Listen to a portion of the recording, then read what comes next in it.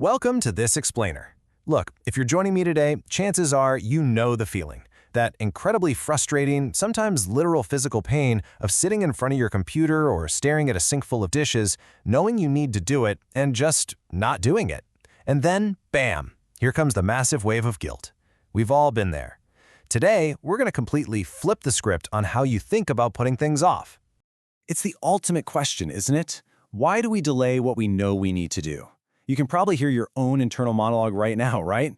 Why can't I just start? Why am I doing this to myself again? We get entirely paralyzed by a task, and then we feel this deep, heavy shame because we just can't seem to get moving, even when the deadline is staring us right in the face. We beat ourselves up. But what if the problem actually isn't what you think it is? Section 1. The myth of laziness.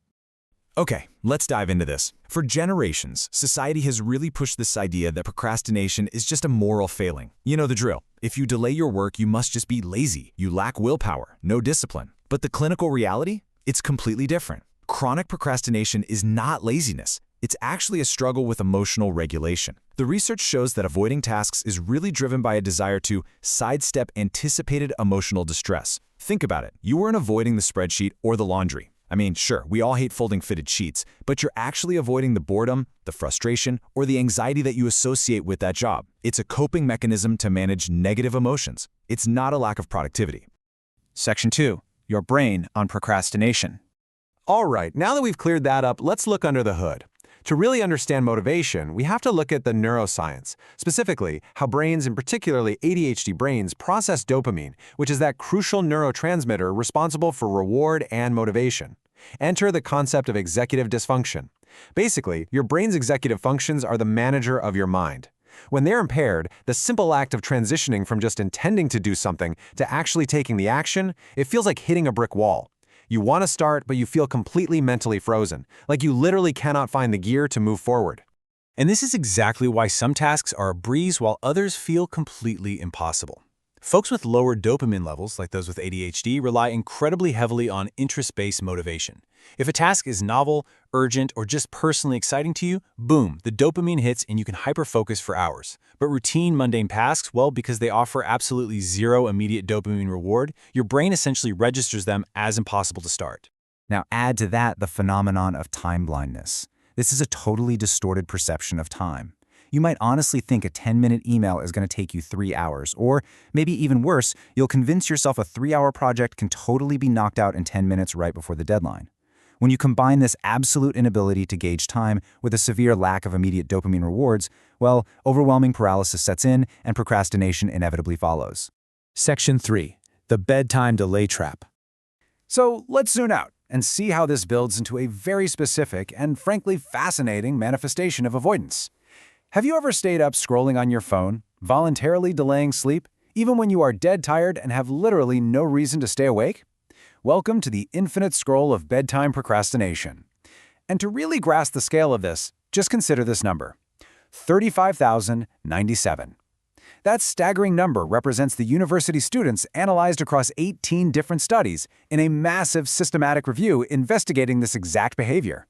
This is not some niche, isolated problem. It is a massive, widespread behavioral phenomenon. But the real danger here lies in its psychological toll. The data brilliantly illustrates how bedtime procrastination is a transdiagnostic behavioral marker for psychological distress. Sure, it correlates with depression and anxiety, but is most powerfully linked to perceived stress. Basically, it acts as a stress-contingent self-regulation failure. So the absolutely crucial point here is understanding why this happens specifically at night. Enter ego depletion. This is a state where, throughout the day, the high cognitive demands of work or school just completely drain your self-regulatory resources.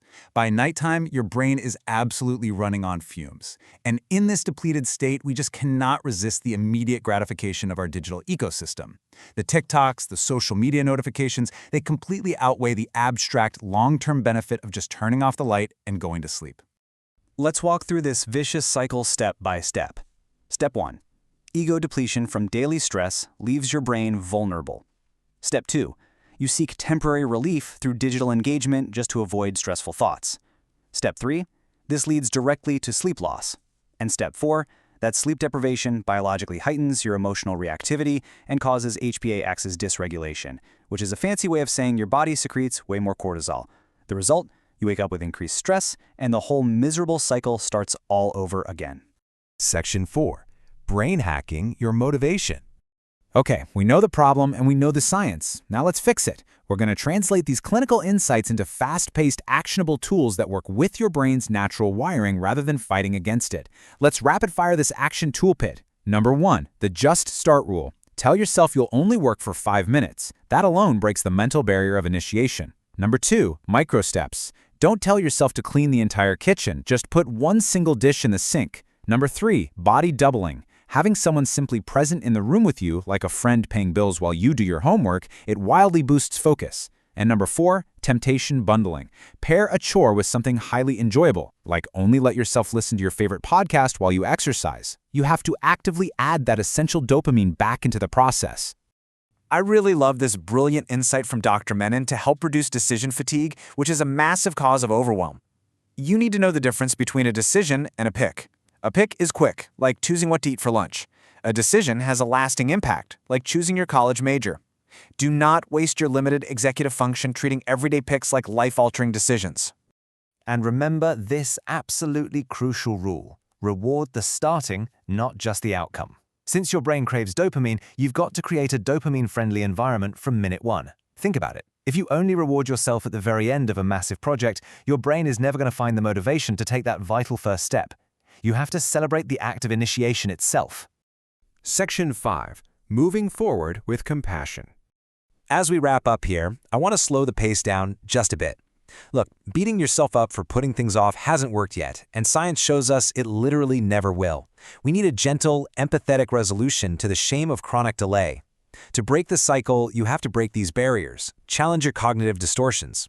Often, the real barrier isn't motivation at all, it's a deep fear of failure that must be dismantled step by step.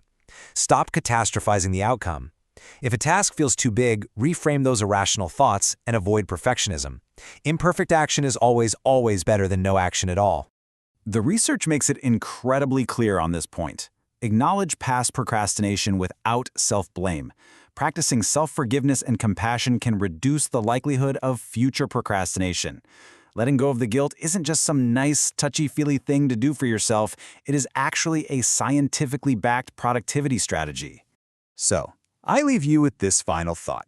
The next time you put something off, will you fall back into the trap of punishing yourself? Or will you forgive yourself, hack your brain's dopamine, and just start for 5 minutes?